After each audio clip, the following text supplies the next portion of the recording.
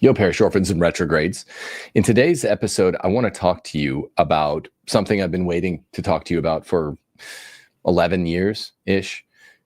Something that is not allowed to be discussed, I guess publicly, or more seriously, insinuated publicly anyway, during a reigning pontiff's reign. That is, it was the election of the sitting pontiff, or the formerly sitting pontiff, legal or illegal. You see, the Roman Catholic Church is a monarchy that slips, dips, whatever you want to call it, slides out of its monarchical mode every once in a while during the sede vacante period into what Dr. Edmund Mazza calls a aristocratic mode. That period of slippage from monarchy to aristocracy is now. During the sede vacante period, the administration of the church is carried on exclusively by the church's cardinals. And therefore, if we were to discuss Francis as a quite potentially illegally elected pontiff, there is no act of schism because it's not an act against a sitting pontiff. It is not an act of insurrection against the monarch because there is no current monarch. It is an appeal to the reigning, in scare quotes, the reigning fathers of the church, the cardinals. So that is what today's episode is intended to be, an appeal to the reigning cardinals of the church. As always, even though you might call me flippant in my commentary sometimes, in terms of proving the point, and I'm not even sure I'm proving a point here today, aside from the fact that an investigation needs to be leveled by the cardinals themselves. I am bringing to you receipts that cannot be denied, that are not flippant, and that just need answering. They're questions which deserve answering. And I would also sort of open with another quick prefatory point that by waiting for the appropriate period to ask bold questions, I'm attempting to do, and I think succeeding, hopefully, at doing what a faithful yet a submissive, a daring, bold yet submissive, faithful Catholic is called to do. And that's really actually the call of the channel. If you look at my YouTube channel, it says for faithful yet bold Catholics, for bold yet faithful. Faithful means faithful to the church in a time when the church is being administered by less than faithful guys. It requires boldness to do it, but also we have to be submissive in certain ways. That's the trick. So we're living out our credo as good Catholics, and I'm trying to do it in this apostolate by having waited, aside from some insinuations, I have talked about it in terms of, in hurried terms, in glancing blows. What I'm going to talk about today, which was that by the facts of public record, admissions by Francis devotees, admissions by secretaries and advisors of St. Golan Mafia members, and printed in bold black ink on the white page in the first edition of said Golan Mafia advisor Austin Ivereigh's first edition of The Great Reformer, pulled off the shelves only days after it had been laid on them, an admission that Francis did something that amounts to a violation of the rules on the books for papal conclaves. We're going to look at what are the penalties. We're going to look at the language. There's a canon on point that I'm going to bring out. And I'm going to cite the document by John Paul II himself in, I believe, 1996, Universi Dominici Egregius, specifically paragraph 81. So that's what we're going to get into today. And I know that you guys have heard a lot of talk, a lot of speculation during the Francis pontificate, which was not the appropriate time to do in-depth analyses of this kind of thing, by so-called Benedict Beni Plenis. This is not necessarily my view. This has never been necessarily my view. I'm not going to be talking about Benedict today. Now, I've never refuted their view formally, but it's not the first most thing. The first most thing is showing, if it can be shown, is appealing to the cardinals if the appeal should and must be made, which it should. In this time period, 8 days before the next conclave, which was announced 2 days ago to be next Wednesday. It will begin next Wednesday. It is Tuesday. Must we address whether or not Francis's conclave invalidated his electors or himself as Pope? Go ahead. Sorry, Steph. I was just going to ask you a question that many people have been asking. I noticed on some of the other streams, we didn't get to the question. They were saying, how long do conclaves typically take?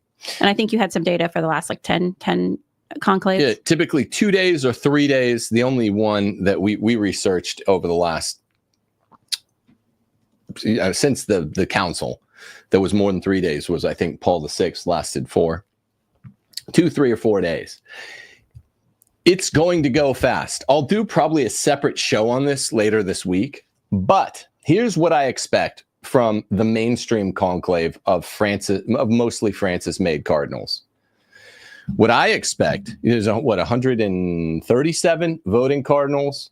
The vast majority of them have been given their red hats by Francis. What I expect is, of course, a strong liberal, another Francis clone. The three leading contenders are Paroline, Suppi, and Tagle, leftists all.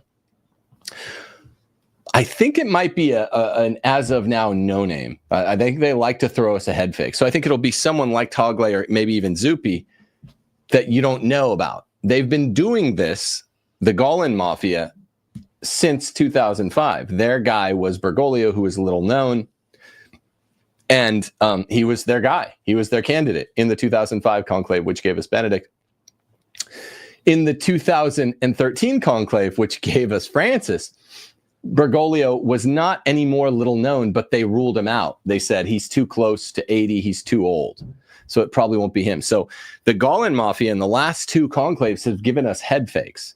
In the two conclaves where their man was Bergoglio, in neither one of those two did they admit it for varying reasons. 2005, because they were trying to keep him a no name until he could become Pope. He gave Benedict a very real run for his money through the first three scrutinies, which is what they call votes. And in 2013, it was a surprise because they specifically said, no, we're not going to go with him. He missed his window in 2005. So this leads me to believe, with near, I mean, not 100% certitude, but with 90 to 95% certitude. Obviously, this is going to be a leftist, a subversive. Don't buy the head fake by guys like Dolan who say, hey, we even us leftists and center leftists now kind of want a center right guy. That's absolute nonsense. Absolute nonsense. Leftists don't give power. Take what you can, give nothing back. This is the credo of the pirate, according to Pirates of the Caribbean, and also of leftists worldwide. It's not any different in the College of Cardinals. Okay? So just don't be silly. Now, what I want you to do, what I want to really make clear is that we're calling for, as I did in the last show with Edmund Mazza, for a pre-conclave gathering of cardinals that are specifically JP2 cardinals or Benedict cardinals. I mean, we were saying with Mazza the other day, they should just be conservatives. But I would say if it's a conservative that Francis made, I don't know if he did make any conservatives. Who made Pizzaballa a cardinal? I don't know. But they have to kind of be left off because I want the pre-conclave gathering, which might later be called a conclave itself. I want it to accomplish two tasks. I want to do what we're going to talk about doing today, task number one. And task number two, if they determine that that Francis was not Pope, then just especially with renewed vigor, go ahead and do what Edmund Mazza was suggesting. But you have to have all the cardinals who were not made by Pope Francis there. And I don't know how many of those, it's 137 out of 155, is it, Steph? I'll look here just in a second. So if there are only 18 cardinals that were not made by Francis, probably a bunch of them are over 80. You might be 7 guys that are under 80. But get all of them together anyway to discuss what do we do here? And I'm going to present the evidence, and anybody who's friends with any of these guys who could act as leader, Sarah or Burke, just send them what I'm about to show you. I think he was created by Francis in 2023. Pizza Balla? I thought so. Yeah, I think so. That's what I was just trying. He's on the screen right now. So you'd kind of have to leave him off. And I don't really know what that guy stands for anyway. He seems cool. He seems faithful, but what we are undertaking, just an investigation. I don't know the answer. I'm going to make a legal argument that I've never heard anyone make about the Great Reformer, first edition, page 355. I'm going to make a bolder claim that needs investigation. Tim, see what the people don't do really fast on either side of this. You either have, in my view, sort of idiotic, dunderheaded guys rushing to substantive certitude on one side. Oh, Francis is definitely an anti-pope. Benedict is still pope. Blah. This is not that easy to get certitude. And then idiots on the opposite extreme, normie idiots, rushing to, no, he definitely isn't. I'm always like, let's flesh it out. And we had to wait till the time that is no longer monarchical, because we don't want to take those risks. I don't want to be in schism with Pope Francis. That's why I never talked about this in such detail. That's what being bold yet faithful is all about. Waiting for the moments to win the game. You got to let the game come to you sometimes. So there are 134 cardinals that are voting, and they're on the screen right now. Okay, 134. And of them, 19 of them are, I guess, candidates for Pope. Okay, but how many, if you please, Steffi, how many were made, how many total cardinals, whether voting or not, and how many were made by Francis? Oh, I can find that. Just a second. All right, thanks. So let's get into it. The first thing we have to say is that in a second, I'll have you put this stuff up on the screen, Steffi, but you're looking for it. Yeah. Pope John Paul II promulgated a document called Universi Dominici Gregis. In its 81st paragraph, and I'm trained to scrutinize legal texts. That's what I did as a constitutional law expert. Universi Dominici Gregis 81. In my reading, I'll give you the quote later, but here's the what we would call the header. It excommunicates any cardinals taking part in a pre-conclave two-way agreement to secure a voting bloc. I claim what looks like to me is that Francis's biographer, Austin Ivereigh, who was also advisor to Cardinal Cormac Murphy O'Connor, one of the Golan guys, claims openly Pope Francis took part in a pre-conclave two-way agreement to secure a voting bloc. UDG, which is the binding law, 81, excommunicates any cardinals taking part in a pre-conclave two-way agreement to secure a voting bloc. Francis' biographer, Austin Ivereigh, claims Pope Francis took part in a pre-conclave two-way agreement to secure a voting bloc. Now let me read you this. Let's go through what 81 says really fast. People have misread 81 widely. Even the Benedictist Pope people have misread this. I was talking to my friend Patrick Coffin, and I think he took an overly simplistic reading of it. In a two-way agreement, even someone who agrees under my legal theory to be the Pope-elect takes part in the two-way agreement and therefore would secure the penalty. So 81, the cardinal electors shall further abstain from any form of pact, agreement, promise, or other commitment of any kind, which could oblige them to give or deny their vote to a person or persons. So them is a direct object here in the sentence, which would refer to the cardinals in general. The cardinal electors shall further abstain from any form of agreement, pact, promise, or other commitment which could oblige them to give or deny their vote to person or persons. So the thing in question here is the agreement by cardinals that's two-way to give a cardinal's vote to a person. Okay? So you could take part in this agreement even if you're the one receiving it. Okay, the next sentence is, if this were in fact done, even under oath, I decree that such a commitment shall be null and void and that no one shall be bound to observe it. Normies on Twitter were saying, oh, isn't this saying, well, then they're off the hook? No. John Paul II is just declaring that they are absolved from specific performance on an oath. But here's the punishment. They still incur the punishment. They just don't have to make good. They can welsh on this bet, on this oath. I hereby impose the penalty of excommunication late sententiae upon those who violate this prohibition. It's not my intention, however, to forbid during the period in which the see is vacant the exchange of views concerning the election. So he's saying, well, here's what I'm not doing. Here's what I am doing. I am imposing a penalty of excommunication late sententiae upon those who violate this prohibition. What prohibition? Lawyers look at this text and they would say, well, the prohibition, they shall further abstain from any form of pact, agreement, promise, which could oblige them, the cardinals, to give or deny vote to a person or persons.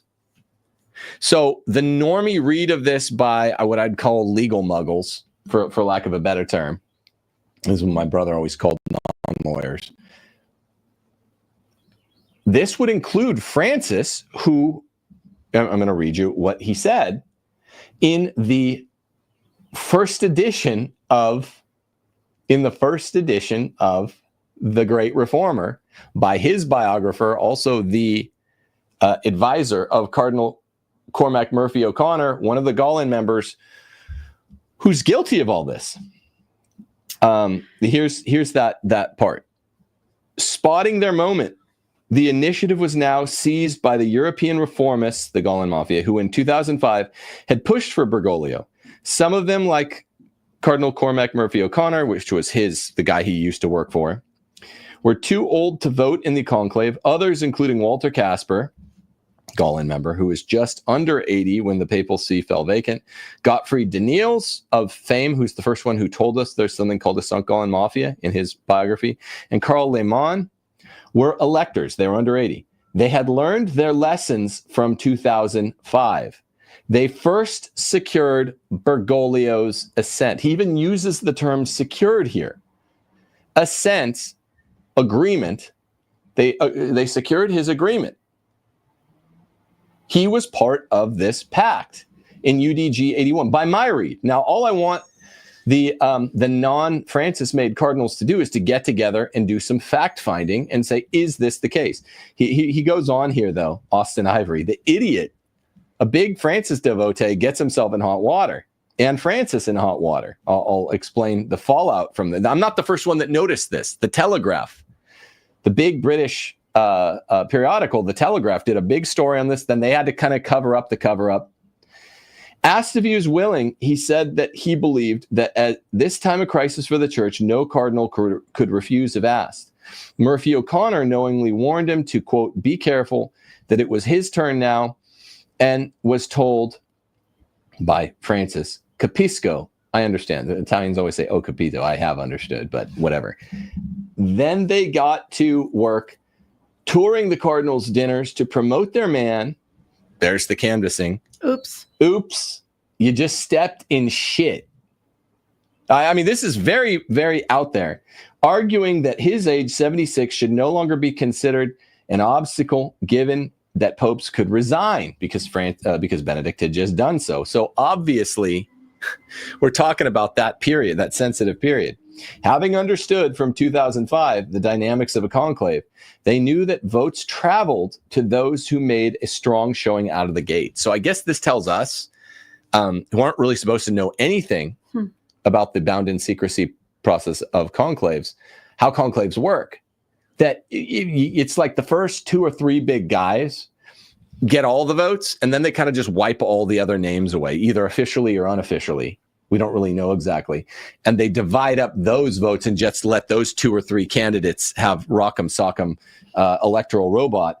And let me just get this last sentence out, and then, well, sorry, I know you're going to say something, Steffi. Their objective was to secure at least 25 votes for Bergoglio on the first ballot.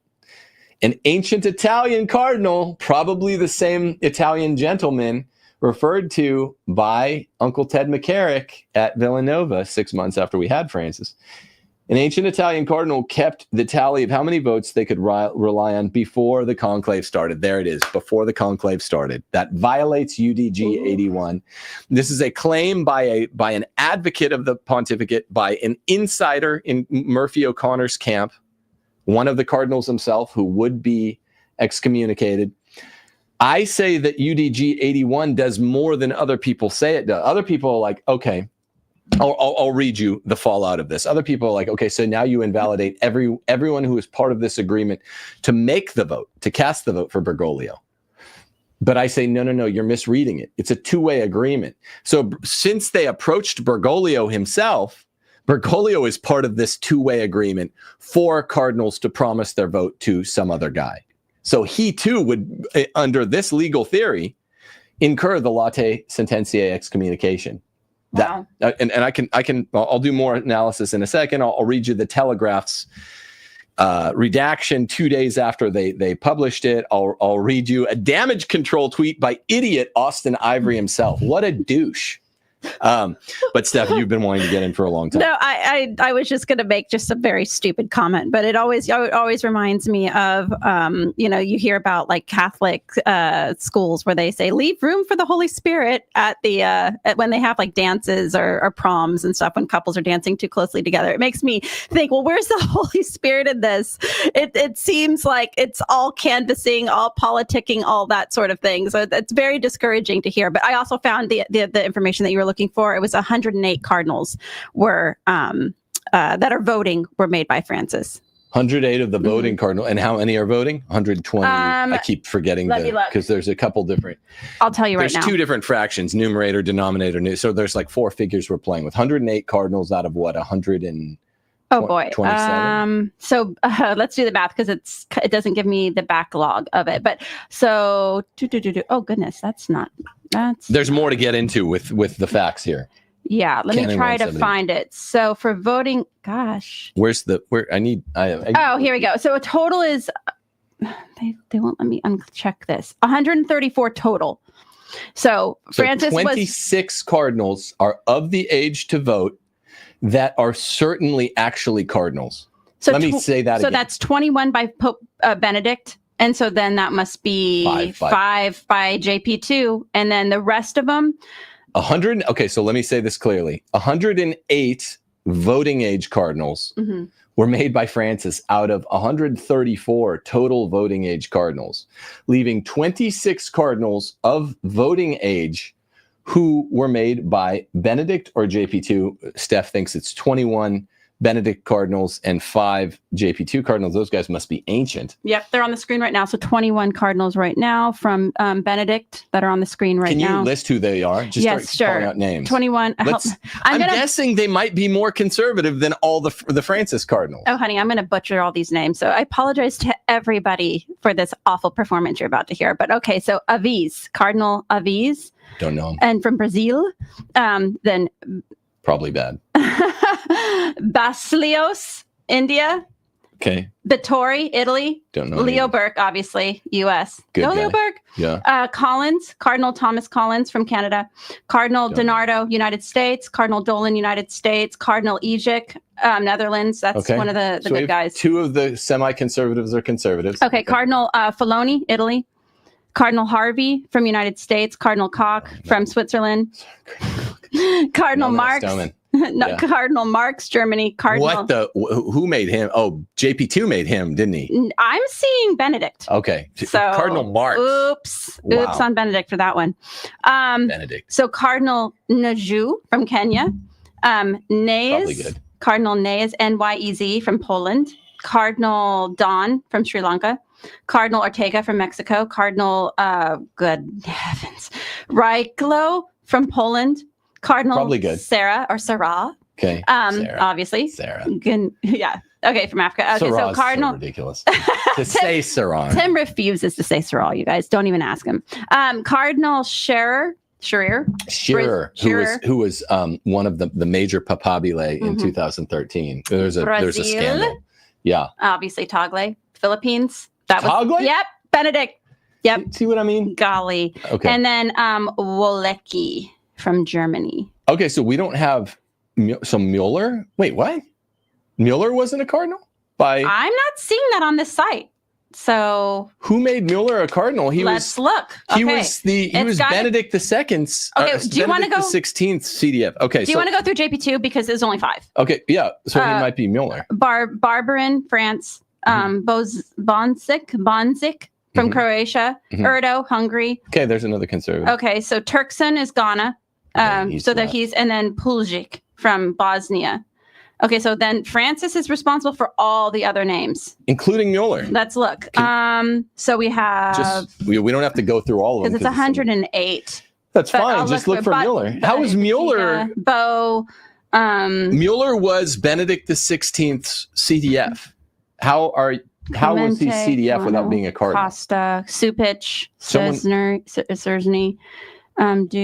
These are alphabetized. Farrell. So. Oh yeah, of course. What am I thinking? Okay. How could someone remind me I'm being dumb in the comments? How I don't think they are alphabetized. Pizza Bala, Parolin. Yeah, those are P's. Oh yeah, you're yes. Woman moment. Yeah, he was Francis. So was Mueller not? Here he is. CDF. We have him on the screen right now, so he's obviously represents Germany. He was sorry. This is kind of a departure, but I'm just having a major retardo moment. How was Mueller Benedict's number 2 just as an archbishop? I thought you had to be cardinal to be the prefect of one of the dicasteries. Does anyone know this? Can people like to talk shit in the comments? We need you guys now. All right. This is your moment, chat. So the story broke in the Telegraph on November 23rd, 2014, which was about a few months after Austin Ivereigh, the idiot, kind of screwed the pooch for his team. He really screwed it up for Francis, or nearly did. About 6 months later, the Telegraph catches this on November 23rd, 2014. Only 2 days later, the Telegraph published an official denial by Westminster's Archdiocese press secretary, Maggie Doherty. Here's what she said. Can we put this on the screen? There it is. It's the papal plot, this thing here? Okay, let me get that ready. Sir Cardinal Murphy O'Connor would like to dispel any misunderstanding arriving from Austin Ivereigh's book on Pope Francis. The report had been done just 2 days before, on November 23rd. He would like to make it clear that no approach to the then Cardinal Bergoglio in the days before the conclave was made by him, or, as far as he knows, by any other cardinal to seek his assent to becoming a candidate for the papacy. There's no explanation given. Why would Murphy O'Connor's close friend and Francis's close biographer confidant just lie? What occurred during the conclave, which did not include Murphy O'Connor because he's just over 80, is bound by secrecy. So all they say is we're just undoing that page in the book. And guess what? The first edition of that book, which came out in May? Did it come out in May or August? Was it closer to November? Oh, boy. It was sometime in summer. I'm not sure. I'll have to look. The book came out in summer, about a year after Francis was Pope.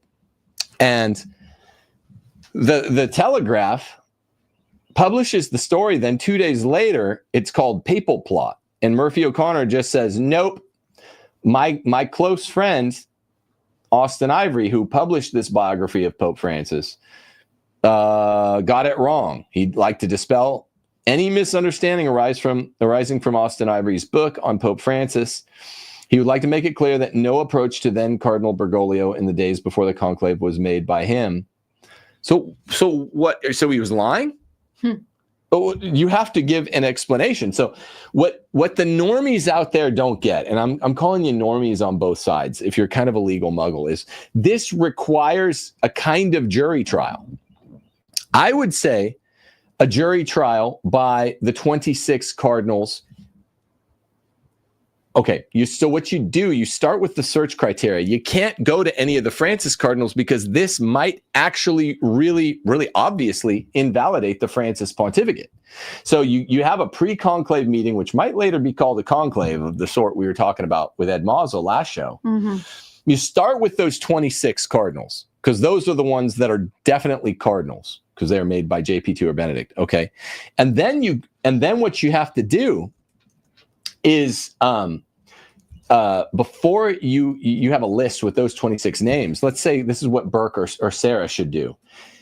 You go through and you do any research you can privately, only with Burke and Sarah and Ejic and Erdo. Those are four conservatives right there that are cardinals of those 26.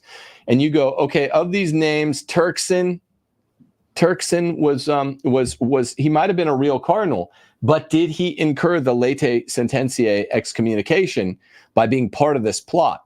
Good chance he did. He was. Turkson might have been part of the plot.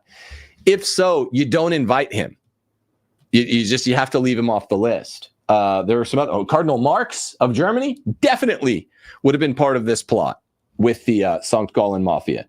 So you disinvite him. So now let's just assume for the sake of argument, Turkson was part of the plot. Marx was part of the plot. So now we're down to 25, 24. There was another bad name on there. I forget who it was. Let's say it's 23. So, well, this is convenient. This isn't this convenient that you're getting rid of all the Francis acolytes, but that's what the legality requires. You don't get to get rid of them just because they might be liberal or friendly to Pope Francis. You get rid of them if you can secure some evidence that they were part of the illegal canvassing. And so it is very convenient, but it's an inconvenient fact. The only legal conclave at this point and these are the under 80 guys. Oh wait, is Mueller under 8? Mueller was made by Francis though. You found him on the Francis list. Yes, he was, and I'm still confused by that. How was he CDF before he's He is he's 77 years old. Oh, he's still under 80. Okay, so I'm very confused by that. Someone remind me how I'm being dumb if you can see it. But the point is, so whether that brings you down to 22, 23 guys, they have to have a pre-conclave meeting, which might later be called a conclave, now.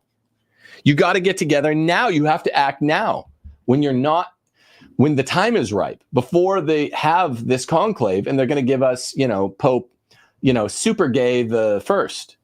That's what they're going to do. That's what they're doing right now. And it's legal, and this is bold yet faithful. We're following all the rules. Here is so I read you UDG 81. I read you the Telegraph's redaction. I'm going to read you Austin Ivereigh's hilarious tweet once he realized he screwed the pooch in a second. But here is the 1983 Code of Canon Law, Canon 171, Section 2, which is on point. Canon 171, Section 1 is the following are affected to vote. And it says a person under penalty of excommunication, whether through a judicial sentence or through a decree by which a penalty is imposed or declared, which would include late sententiae, excommunication. Here's Section 2. If one of the above is admitted, the person's vote is null, but the election is valid unless it is evident that with the vote subtracted, the one elected did not receive the required number of votes. So, ooh. What you're doing is you're saying, okay, so you have to take out all the votes of the people who illegally canvassed. I don't know who that is. We know it's 4. We know it's Cormac Murphy O'Connor.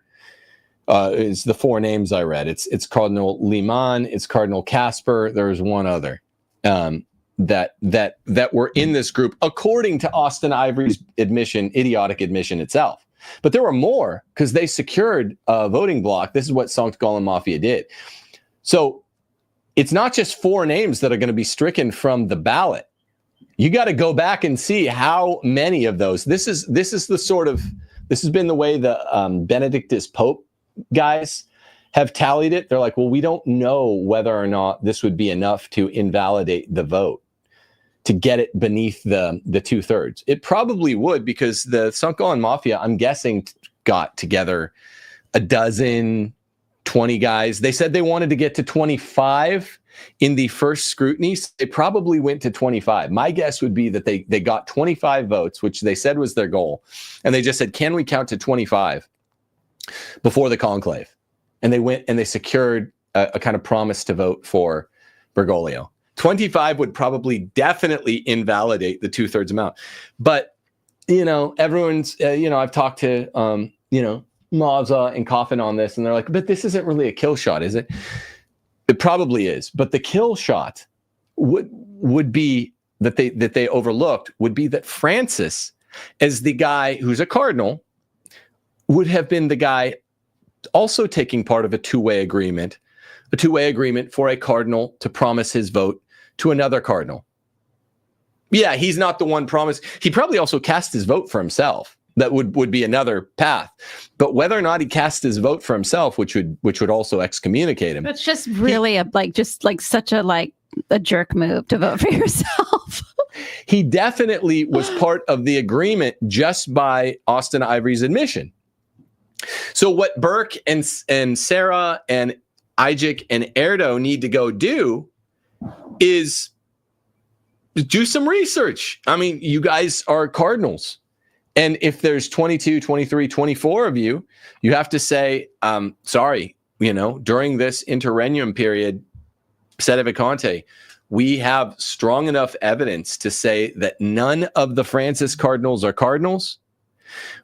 We have none, Francis was not. I mean, I don't know that this would be the outcome, but I strongly suspect it would if they look into this. And you also have to look at all the evidence adduced by Julia Maloney in her book, The St. Golan Mafia. There's a lot more of layering that can be verified on top of this. And they probably know a lot more of this anyway. So once you do that, then they just say, okay, we as the cardinals who, 26 of them, probably a few of those would get shaven off because they were part of, even though they were actually cardinals at the time. In other words, made by JP2 or Benedict. They were real cardinals, but they excommunicated themselves by being part of that. I counted 3 or 4 of them, which probably were.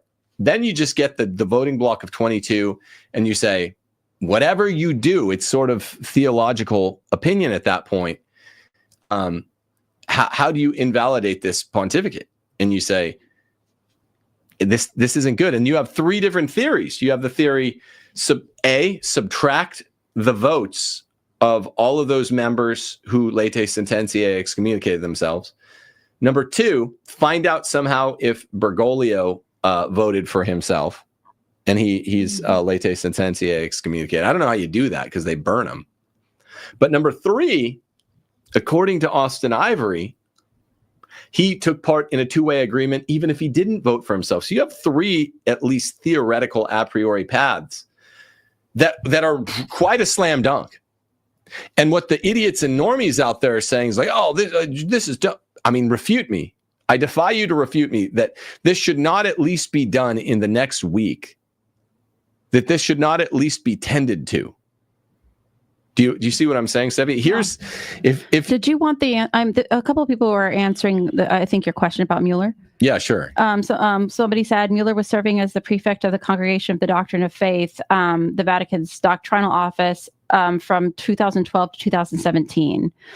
And then somebody else said that he was made prefect and archbishop on the same day, July 2nd, 2012. So okay, thanks. That's what I was looking for. So you have to be archbishop. You don't have to be a cardinal to be a prefect. That's what I was getting wrong. Thanks. Helpful. Mm-hmm. Yeah, they made him that on the same day because I knew you had to be archbishop or cardinal, but I thought it was cardinal. Yeah, Thanks. And I guess the same thing happened. Somebody said also it's possible to have an archbishop at CDF. Francis made Tucho Fernandez CDF on July 1st, 2024, and announced the consistory to make him a cardinal on July 9th, 2024. Wait, so it was after? Yeah, mm-hmm. Yeah. So he was at least, he had to be archbishop. He didn't have to be cardinal. Usually they make him a cardinal for good measure. Here's what Austin Ivereigh said. This is a tweet. Can we show this tweet? Yep. They secured his assent, should have read, they believed he would not oppose his election. Will amend in future editions. # the great reformer. He doesn't even explain it. These guys are so cocky. Wow. That Cardinal Murphy O'Connor doesn't even explain oh, yeah, my bestie, Austin Ivereigh, seems to have been lying, but I'm not going to say why I think he was or what I think this means. He's probably lying. Austin Ivereigh doesn't explain it. He just says, in my book, page 355, they secured his assent, should have read, they believed he would not oppose his election. Will amend in future editions, which he did. And if this is so innocent, dare I ask, why in the Sanhedrin, why in Anne Frank's diary would they pull all copies of this off of shelves as soon as possible and come out with the second edition? Why would he promise to do this? And it's just completely absurd too. It's the difference between asking a woman to marry you and then telling your whole family, like, she said yes, I got her assent, and then later being like, well, I just thought she'd say yes. Like, it's obvious what's happening here. Right. It's very, very, very obvious. So, I mean, that's all you need there to get the Cardinals together. I mean, the guys out there that tend toward normalcy bias, defy me. Why would you not get a small meeting of the JP2 and Benedict Cardinals, minus those ones who would have theoretically been excommunicated? I'm assuming Burke or Sarah have a way of gathering facts better than I do. Why would you object to them getting together and at least just having a preliminary look at this? Where am I wrong, right? And if you do the examination, you find, oh no, Francis never said that. Austin Ivereigh's tweet is true. He just had a seizure. Austin Ivereigh, when he wrote that first edition, that a monkey got into his room and just clacked away on the typewriter. They secured his assent, and it had originally written they believed he would not oppose his election. Is that really likely? So Austin Ivereigh had written they believed he would not oppose his election originally, but some lower primate snuck into his room, got on the computer, accidentally erased they believed he would not oppose his election, and instead accidentally with his little monkey digits typed out they secured his assent on page 355. That's so weird. That's really likely. That's really likely. Completely unbelievable.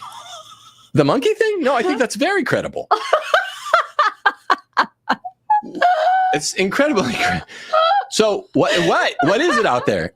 So that's like that. We're at every turn, Catholics are being like duped, like with 99 Baby. It's like, oh, I meant that to my sister, and then we have these like dupes out here that are just at every turn. Like, they probably could sell the monkey story legitimately to the public. Just be like, no. To Catholics. Absolutely not. It was Catholics will buy anything. Catholics will buy about anything after Pope Francis. The normies, or even the trads that are just like, I don't want any part of this, I just don't want any part of this. It's too embarrassing. We're not going to. Some guy said, took you long enough. And I said, Francis died 1 week ago today. That's not too long. Catholics must wait for the sede vacante period to bring this stuff out publicly. Another person criticizing in chat said that this is too revolutionary, and they equated that to communism. Your approach with Pope Francis. You're not going to make it. You're not going to make it. You're retarded. You're not going to make it in this life anyway. God bless you in the next. May God have mercy on your soul. It's communist to use canon law, right? To look at the canon law, which here's what you guys don't understand. The canon law specifically addresses how to ex post facto, not depose a pope, because that'd be a sitting pope, but depope a pope. This is what happens when we find out that a pope actually was not a pope. He was an anti-pope. He was a pope imposter. He was an ostensible pope who turned out to be false. It's always using canon law and other what do we call it at law? And attached documents that run with canon law, like UDG.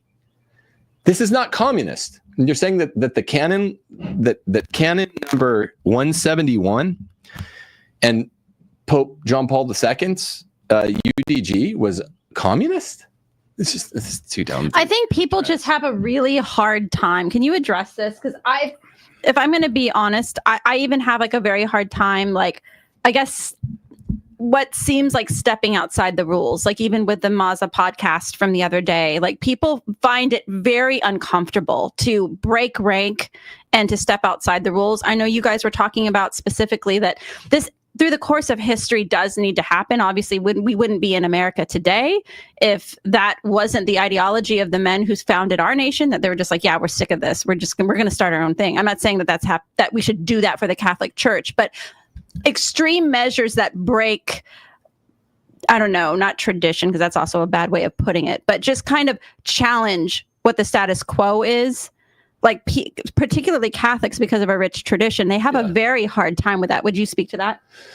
There are two tendencies, Steph, of IQ 97 to IQ 103. Two strong tendencies. If you're following this range of sort of a just common human, an NPC, a normie, whatever, lukewarm intellect. IQ 97 to IQ 103. Mm-hmm. There are two strong tendencies that depend on will and temperament to direct where they get funneled. The first one is just to assume normalcy bias really strongly. If you're a 97, 98, 99, 100, 101, 102, 103 IQ, the certain types of those IQs, given the ones that are just more normal, the ones that are less pugnacious, the ones that have higher amicability, which comes more from the will, they will just laugh at anything out of the ordinary which happens. Anything that's an explanation that is out of the ordinary. Which is funny because in the background, by the way, you can hear a garbage truck, like the sounds of our garbage truck. So you're like, it couldn't be a better ambiance for these people's point of view. Right. But the other half, and I mean this all with due respect, but the other, not the other half, that's the vast majority of IQ 97, 98, 99, 100, 101, 102, 103. Mm-hmm. Just NPCs. They're just useful idiots. They go that way. The other portion of these middling IQ, and I mean, this is a huge number of people. This is the fat part of the bell curve. A smaller portion of these, though, go the other way, and they just assume, because they're less amicable, they assume that every stupid theory they hear is correct, and Pope Pius XII must have been the last sitting pope. They just go for it, They're like, because it's been weird since 1958. I know it's been really weird. There's been tensions since 1958.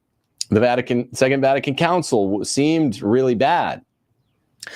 Okay, so it must have been bad. And they're as certain immediately, this type of IQ 98, 99, 100, they're as certain that every weird theory is true as their fellow IQ 99s are certain that nothing weird ever happens.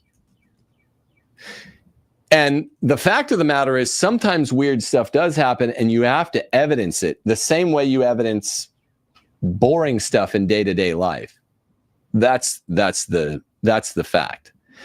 And this is like the majority of people. And so most of them are just normies that assume nothing interesting happens. The other ones are normie intellects that have assumed as part of their IQ the view that weird stuff's just always happening. Probably Elvis is alive, and he's probably an alien. He's probably an alien all along, a reptilian. That's how he sang so good and moved his hips like that. How else could you explain it? And they'll sell you on their ideas, and you're like, oh, okay, man, please just back away and smile. And they're like, okay, normie. And then because they're an IQ 99, they accuse you of being one of the normie IQ 99s. It's like, no. So I was getting a lot of this energy from a lot of the beneplenists, but only the ones that are certain. When you're like, this could end up coupling.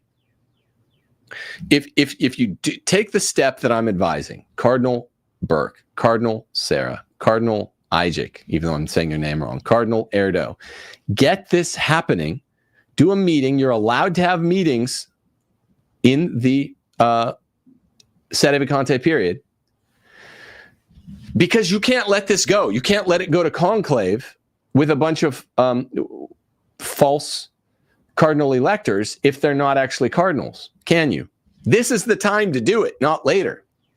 You got to make the catch now. You got to make the save now. So what was I saying before that? What was I saying? You got to get together and do fact finding. You guys have access to a lot of facts that I don't.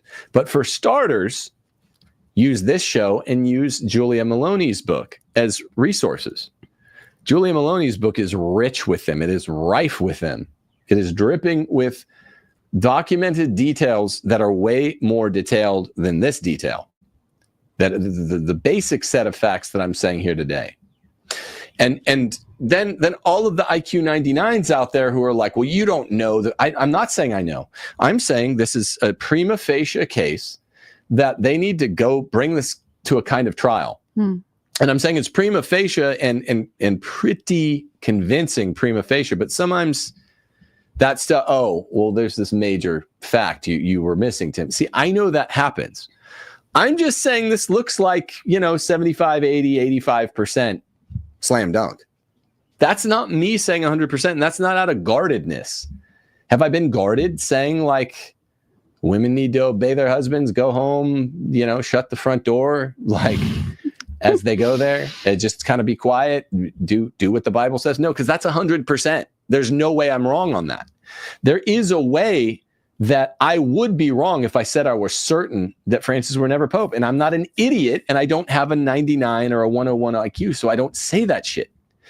That's what dummies say. That's what the middle part of the curve says. There's the half of them that are always certain nothing interesting ever happens, and then there's the other part of them, less than half, of dummies who think that it's always some interesting conspiracy theory. They happen, these sorts of conspiracies. We know one was afoot. But I mean, that's not even, that's all of the Mafia Golan guys who were electors said so. It was weird. And Benedict left for no reason. That was weird. Everybody forgot how weird that is. Oh, by the way, too, would you react to a lot of people saying that news out of the Vatican saw some tweets about the next Pope is going to be a traditionalist. They've had enough with this liberal nonsense. Okay. Here's where I'm not saying I'm 100% certain, but I'm 85% on this. And this is very testable. We're going to find out in 8, 9, 10 days if the cardinals do the cowardly thing, which is also the norm. Conservative cardinals do the cowardly thing like conservative legislators, conservative presidents, conservative voting blocs in the electorate. They almost always lose. They always fumble the football. So we'll probably go to conclave. And what I'm saying is, no, we are not getting a conservative, you morons. Okay, I'm not 100% sure, but I'm 85% sure. Why in the Sanhedrin would we get a conservative pope? Why? These are...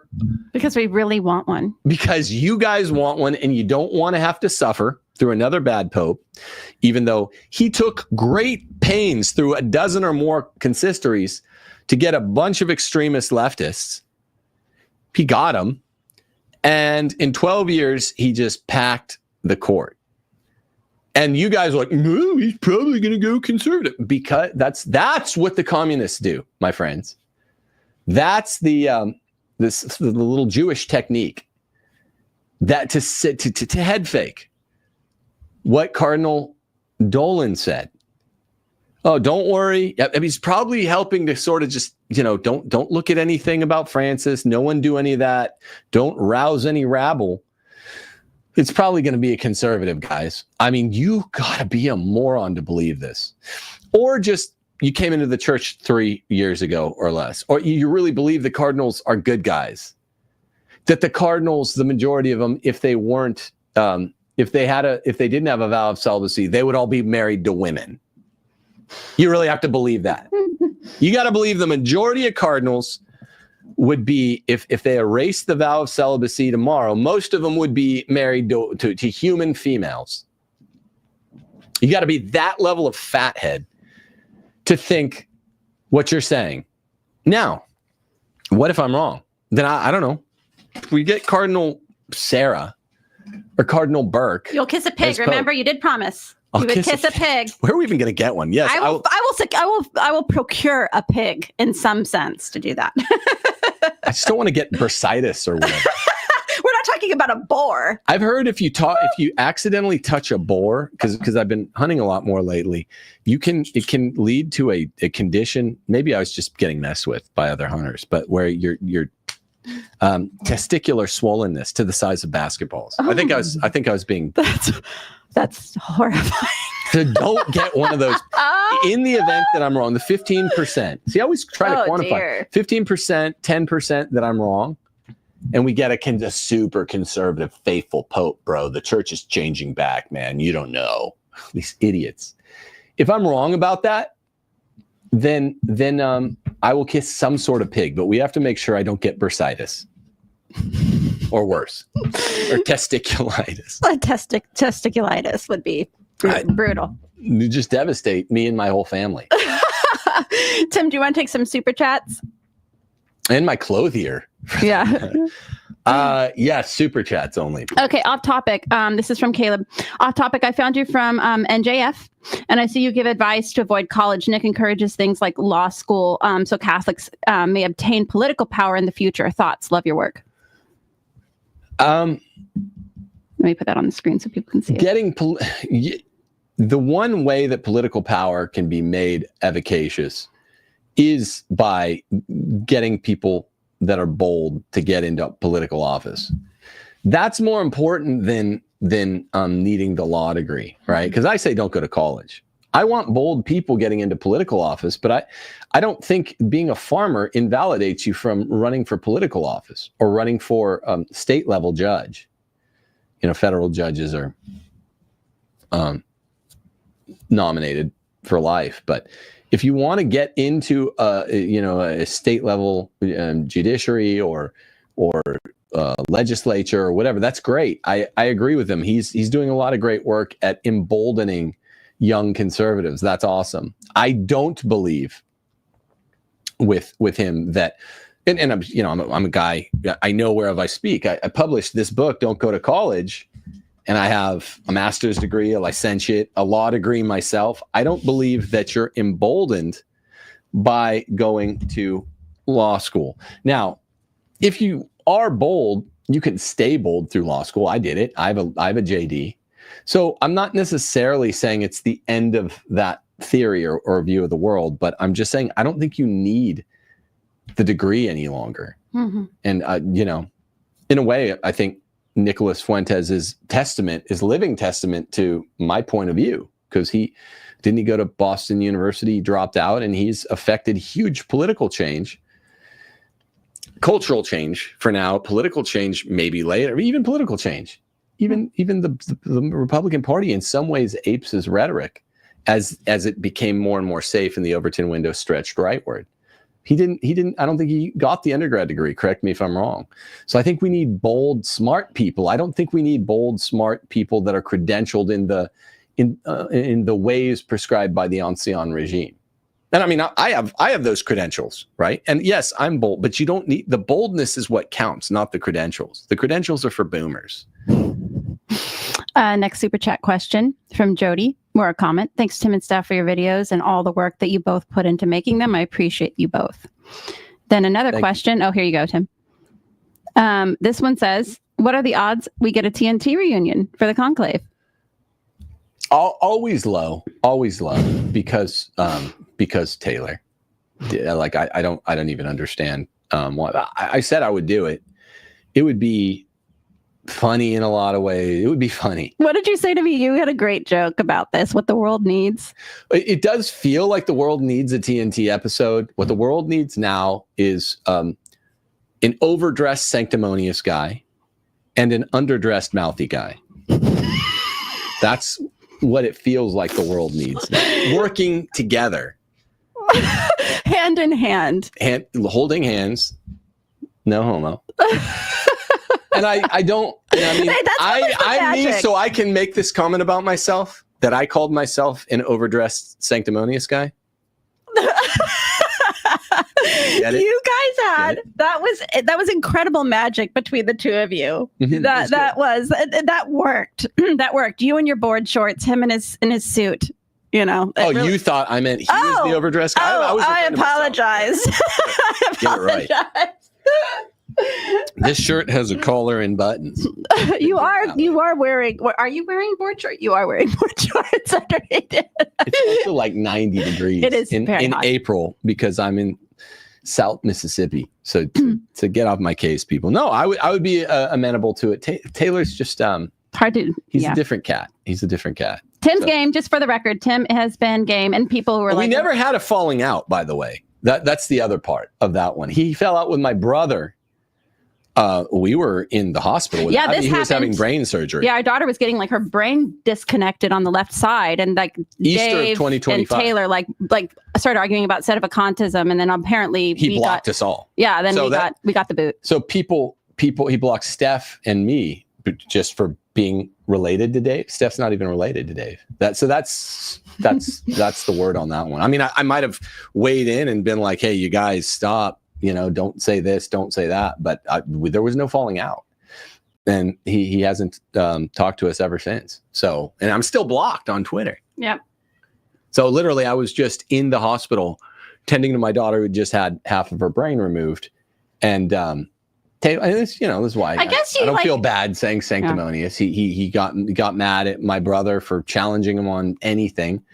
And he blocked us all. So I guess he probably, it's like people assume that like brothers are in line against something, but you and Dave have very different views of like the TLM and the Pope and everything. And I wish Taylor knew that. I don't really care if he knows that because it's still sanctimonious as hell to block a guy for what his brother did, even if we agreed. I'm also not a passive aggressive person. I'm a very aggressive person. And if I had an issue, I mean, I'm friendly, but aggressive. If I had an issue with a guy, I would say it myself. I would not tap my equally mouthy little brother to go say it. But yeah, he and I don't even have the same views on ecclesiology or Pope Francis or the Latin Mass or Vatican II or church stuff. So why would I, all in all, I don't have either of their views. I'm not an outright, sort of SSPX winking traditionalist like Taylor, but I'm a liturgical traditionalist just like Taylor. I want the Novus Ordo to go away just like Taylor. I want only the Latin Mass like Taylor. Me and Taylor have the same views on Pope Francis. I think I'll say this. It would have been fun to have him sitting right next to me here today. And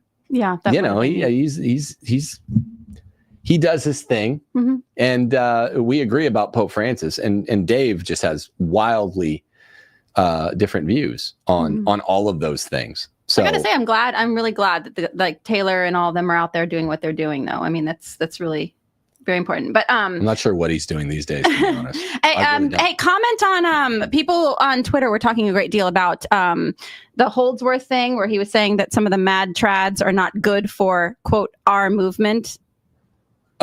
Oh my gosh. You guys, I think this audience gets how or that and how and maybe even why I say Catholics are just so gay. They're just so freaking gay, man. I don't know why he does this. I've been on his show. He's a nice guy, Holdsworth, but he's just out constantly schoolmarming. When I put on a wig to mimic a guy whose wife had been putting on headgear to mimic me, he's like, that's really mean. I was like, did you tell him? And I was like, first off, I don't care what you think. I don't care what anyone thinks. If they're like, that's mean. I was like, is that a Canadian thing? I don't need to hear from you. Yeah, I think Canadians just get sensitive. But I don't even know what he meant, our movement. Brian, if your view of the world is that these guys should not be airing their views about what, Pope Francis?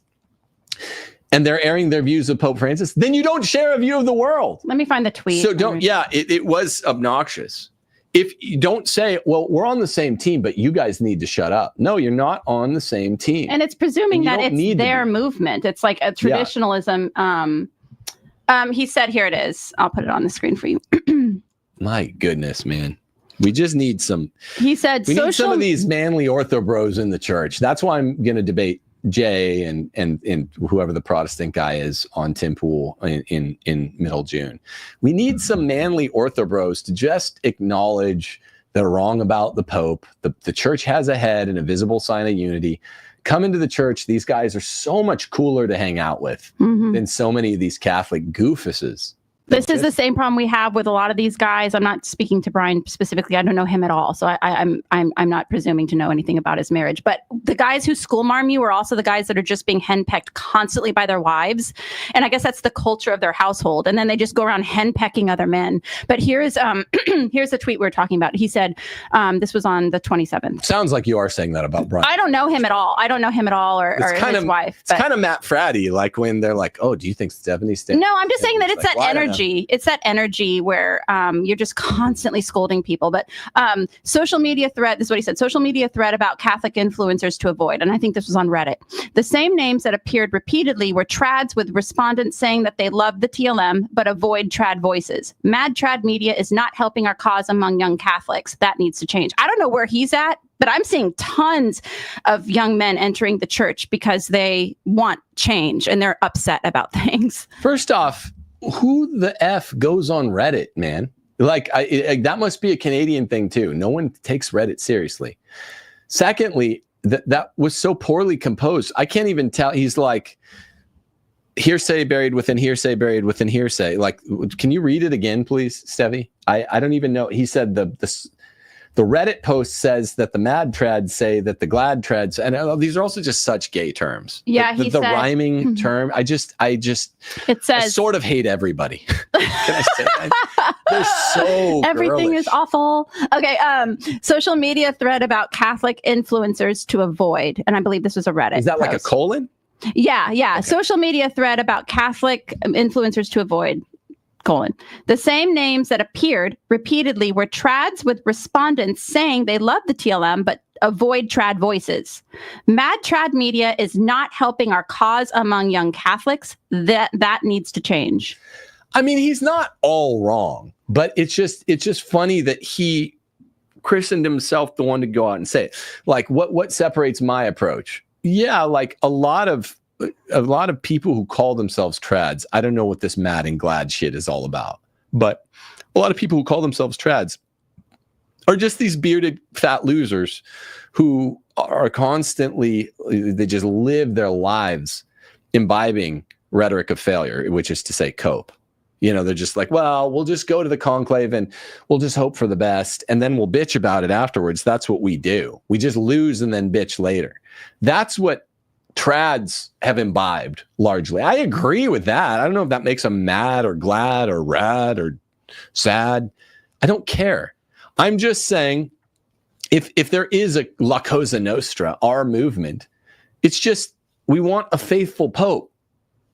And we want, and a faithful pope would, make no mistake, unlike JP2, unlike Benedict XVI, he would get away from biritualism and say, sorry, the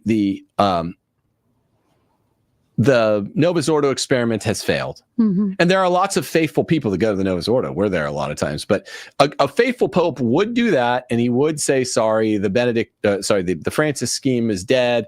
Oh, sorry, we must clarify, Amoris Laetitia has no effect. You know, the answer to the Argentinian Cardinal's dubia about what's the effect of Amoris Laetitia, we have to undo that because this footnote's unclear and would destroy Catholic tradition, would dogmatize error. And pretty much everything else Francis said was wrong. And, oh, and by the way, he might not have been Pope. And we need to maybe figure out whether he was or not. And then go back and clarify the non-heretical difficulties posed in some places by the Vatican II documents. They're not heretical. You just have to say hermeneutic of continuity. These have no effect. It needs to clarify, we are supersessionists. The Jewish covenant is gone. It's dead. Christ replaced it. So that's flirted with by, what's it called? Nostra Aetate. And just say, okay, the other places that trads complain about the Vatican II documents, like Buddhists and Muslims and Hindus, we just have to convert them. That's all. That's all that really meant. They believe they can get to heaven, which the documents say, well, they're wrong. My uncle, sweet old Uncle Remus, believes he can flap his arms and fly to Bangor, Maine, but he's wrong. And they're going to hell unless they convert to Catholicism. That's all the Vatican II documents meant. Why did they waste so much time? Because there was a revolutionary intent there. What is that guy up to? Sweet old Uncle Remus. Flapping his arms. Just flapping his arms. No, he has other hobbies. But the point is, if La Cosa Nostra is truly, we want a faithful pope, he would tend to all those things. And he would also just clear out all the women from the chanceries and the parochial schools and do all the stuff we've talked about lots before.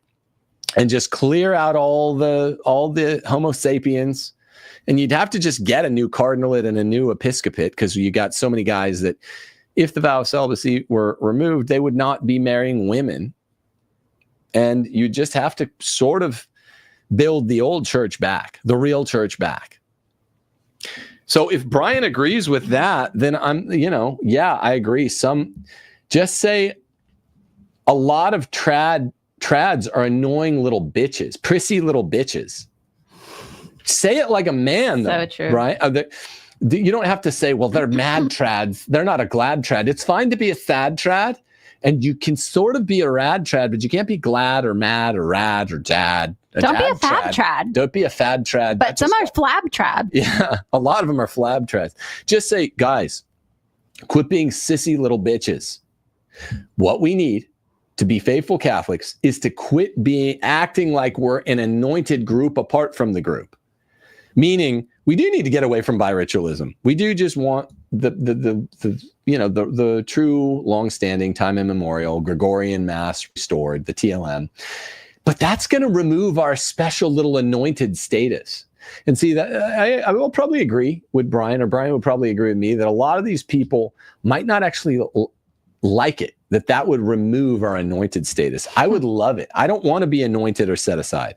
I just want the main Mass. I don't want to be a trad Catholic. And I've always denied this since TNT days. I just want to be Catholic. But I don't want to go to like flitty gay Mass for flits every Sunday. I just want everyone being informed by the Gregorian time immemorial Mass. And I don't want to be annoyed. I don't want to be special. I don't want to be a set. You are special. Thank you. Don't you dare. Don't you ever say that in front of me. People are asking for some Monkeys background music because of your monkey. The monkey like writing. Ivereigh.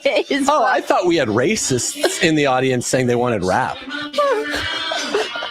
Ivereigh is monkeying around with his tweet there. A monkey, what was the theory? It stole into his loft. No, you didn't get. I did not. I literally thought we were assaulted by a cadre of racists who are like, "Hey, put on some." Hey, you act respectful in Tim Gordon's chat. You guys. You be respectful. That's so mean. If you meant that. Don't you dare.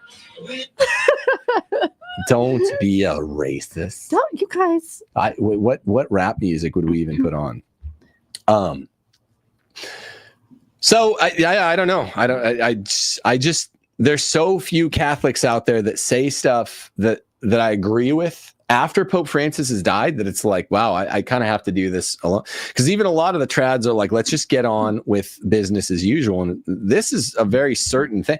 The only people that agree with probably the show I just am wrapping up now are probably the Benny Plenists. And I'm like, well, I'm not even convinced that their position was ever right. It doesn't need to be. What's self-evidently sort of looks plainly right is we need an investigation of Ivereigh's claims about Murphy O'Connor et al. And about Francis. And I mean, he's the Pope's biographer. That is a prima facie case, Amici. And then, maybe at that point, you'd say, okay, so did we have 12 years of an empty seat? And then you'd be like, no, here's why. Maybe we can kind of supply a jurisdiction for 10 and a half of those years. We actually had a pope if these other claims are true, but those would have to be investigated with renewed vigor. Mm-hmm. I don't know. But the other half of this, like pre-conclave conclave that I'm suggesting, then you tend to, with these 22, 23, 24, 25, 26 guys, then you tend to Ed Mazza's thing. So that if assuming that they came up with Francis really wasn't Pope, then you just go ahead and take your vote. Okay, these are the only cardinals who are not excommunicated or who were not anti-cardinals, who are never anti-cardinals. This is the whole College of Cardinals now, under 80. That's what you do. And then you just elect someone before the conclave, and then you go get your news media Vaticanista friends and you say, look, we got together, all the Benedict and JP2 cardinals. We came up with 2 takeaways. Again, I'm not certain. I'm not a normie who's certain about everything, yay or nay, all the time. I'm willing to live my life in this kind of uncertainty. But we got together, and let's say it was this. We came up with 2 resolves, 2 propositions which were resolved upon. This is just hypothetical. Maybe, Francis wasn't Pope because of these public record facts and more that we adduced through private research. And therefore, the cardinals, the other cardinals who were not invited to this, were not in fact cardinals. And by the way, we just did a pre-conclave conclave. We kind of, we haven't secured anyone we're going to vote for. Don't violate any of the rules. Don't make any pacts or agreements. But they can just say, here's what you do. Here's what you really do if you want to cross your T's and dot your I's. Let's have it. The 9 days of mourning will be up on sometime on, I think by my count, early Monday. The 7th, is that right? Yeah. Or Monday, the mainstream conclave begins what, the 9th? I thought it was the 7th. No, Wednesday, I just need a calendar at this point. Sorry. Wednesday, the mainstream conclave begins on Wednesday, help us out, chat. It's the 7th. No, the 9 days of mourning ends sometime on Cinco de Mayo. You have to do that because of your blood ties. That's right. So to hold this little conclave on May the 6th. You see, you observed the tradition and whatever laws bind the tradition. The 9 days of mourning are done, and you have your mini conclave, your pre-conclave conclave on May the 6th.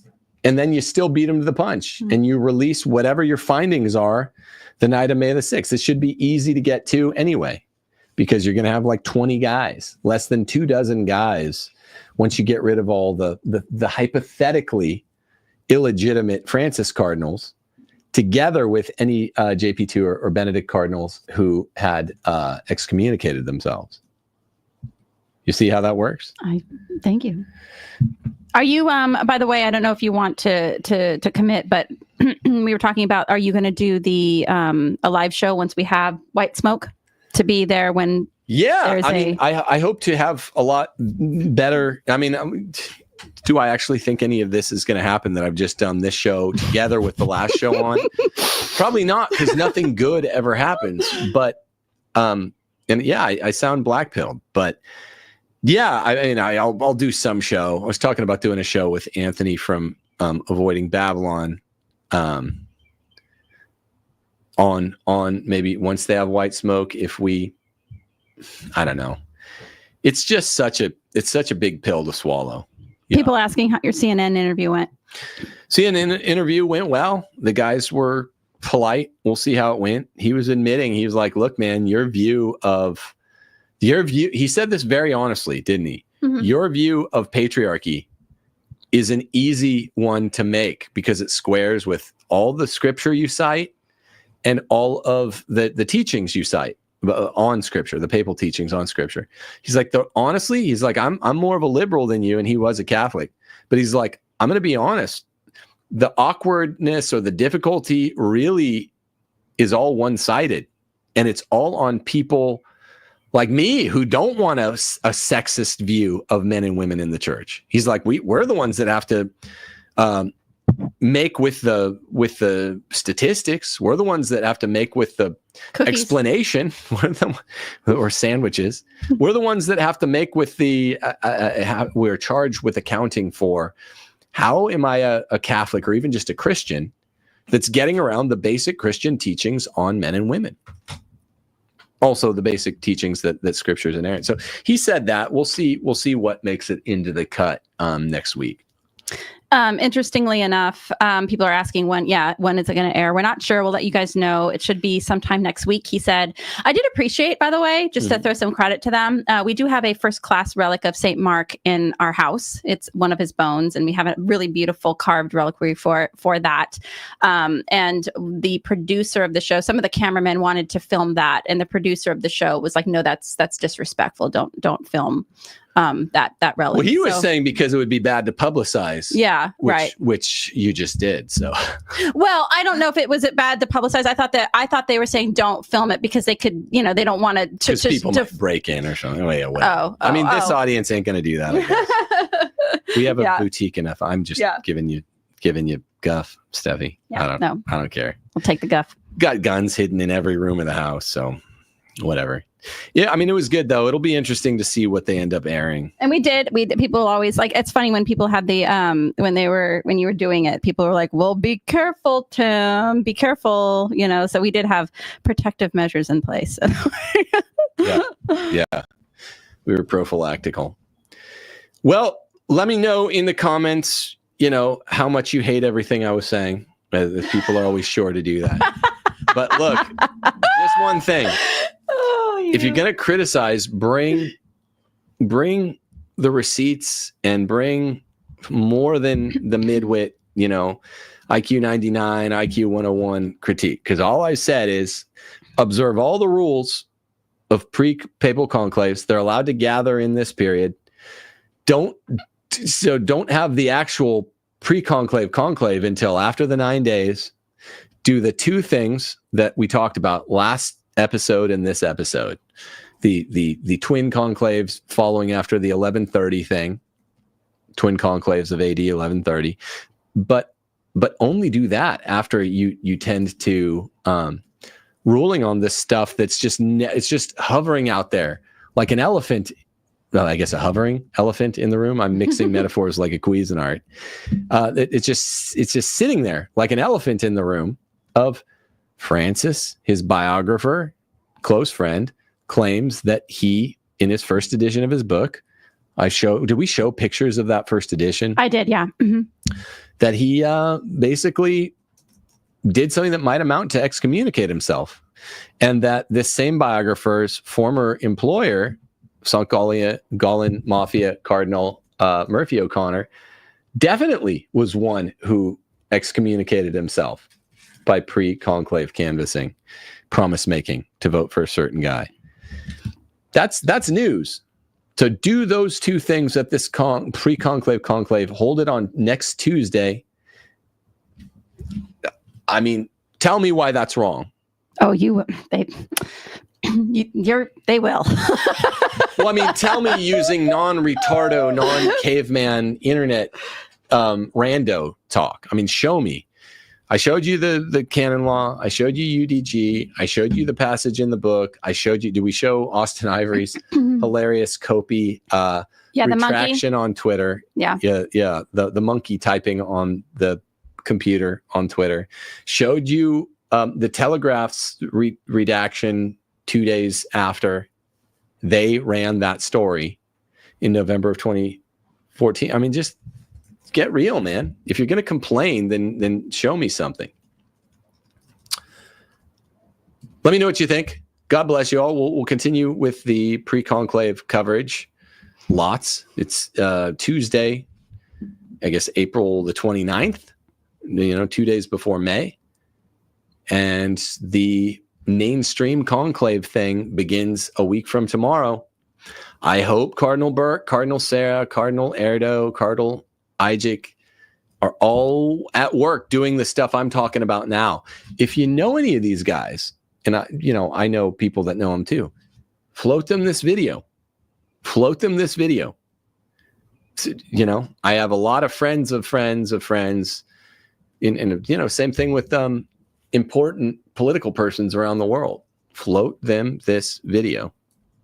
Okay, send it around. This one's more important to send around than others because a lot of people are just missing these facts which are hiding in plain sight.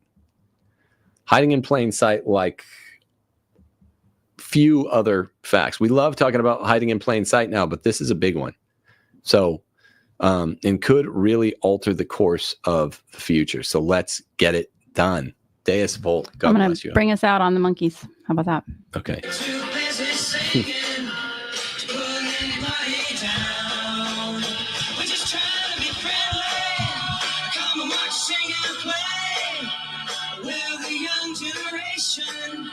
We've got something to say. Oh.